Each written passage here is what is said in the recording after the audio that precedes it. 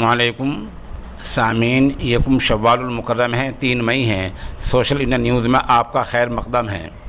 ख़बर का उन्वान है, झंडा और लाउड स्पीकर लगाने को लेकर जोधपुर में फ़िरका वाराना झगड़ा। ख़बर थोड़ी तफसील से सुनिए।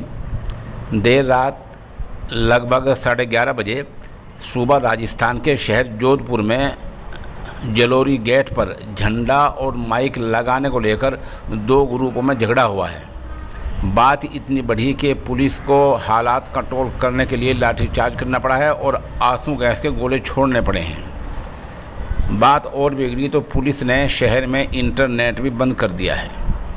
बताया जाता है कि इस वाक़े में हादसे में कई पुलिस वाले भी ज़ख्मी हो गए हैं। तनाव के मद्देनज़र इलाके में ज़्यादा पुलिस फोर्स तैनात की गई है। इत्तला में बताया गया है कि रात 1:30 बजे भी पथराव हुआ है। पुलिस ने आंसू गैस के गोले भी दागे हैं। नमाज ईद सिक्योरिटी के दरमियान अदा की गई है। पुलिस ने जलोरी गेट जाने वाले रास्ते को बंद कर दिया है। झगड़ा कब और क्यों हुआ? कहते हैं कि जलोरी गेट चौराहे पर मुजाहिद आज़ादी बाल मुकद्दम का मुजस्समा लगा हुआ है।